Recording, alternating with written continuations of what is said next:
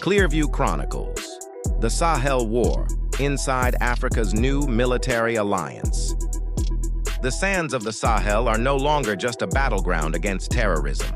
They are becoming the front line of a new African military order. In the spring of 2026, after a series of devastating attacks in northern Mali, the fragile security landscape of West Africa shifted dramatically. What began as isolated insurgent strikes quickly escalated into one of the most coordinated military responses the region has seen in decades. At the center of it all stands the Alliance of Sahel States, known as the AES, a powerful bloc forged by military-led governments in Mali, Burkina Faso, and Niger. And according to their leaders, this is no longer diplomacy. This is war. The attack that changed everything, late April 2026. Near the remote desert town of Tinzawaten, close to the Algerian border, armed fighters launched a deadly ambush against a Malian military convoy.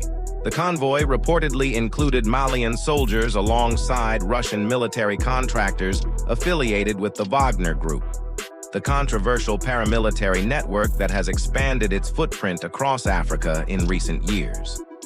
The attack left heavy casualties and exposed a dangerous reality. Despite years of military campaigns, jihadist factions still maintain strong influence. But this time, the response would be different.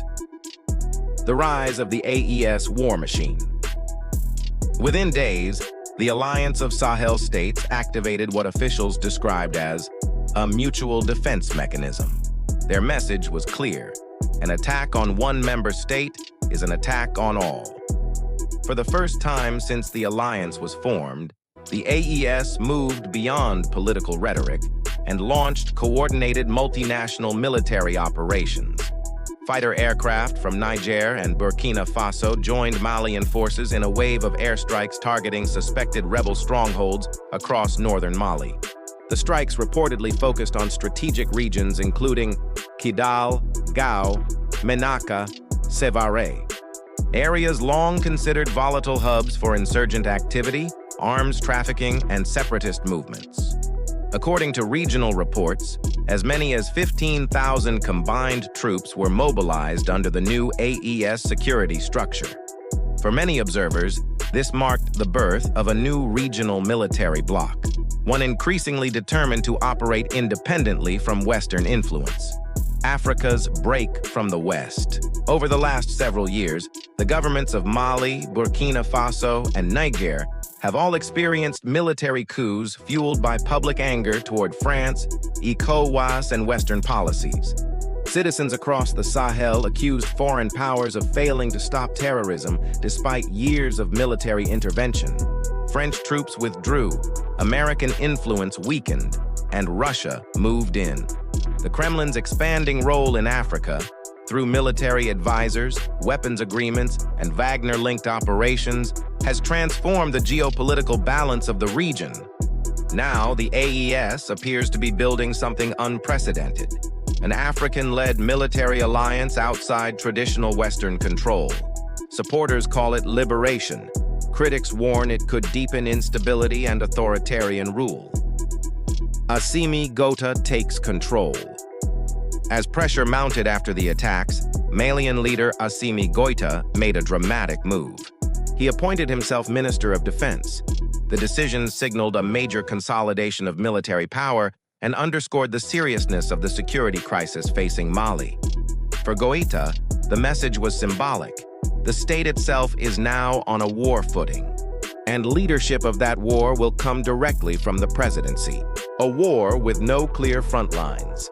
Despite the aggressive AES response, the battlefield remains chaotic. Separatist fighters and rebel coalitions reportedly captured the strategic military camp at Tessalit in early May.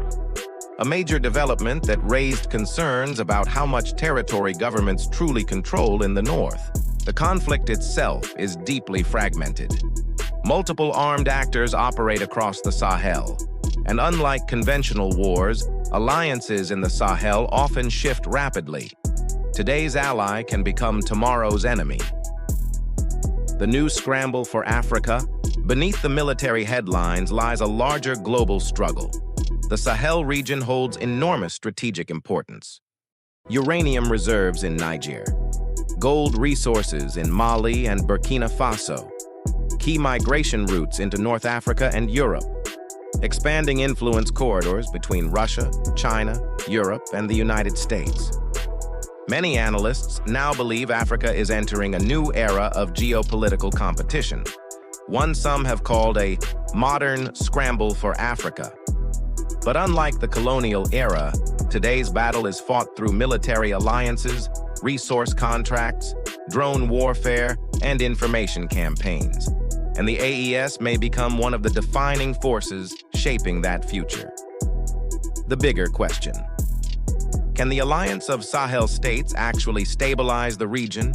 Or will deeper militarization fuel an even larger conflict across West Africa? For now, the deserts of northern Mali remain a volatile chessboard where insurgents, governments, and foreign powers continue to clash in the shadows. And as the AES expands its military campaign, one thing is becoming increasingly clear.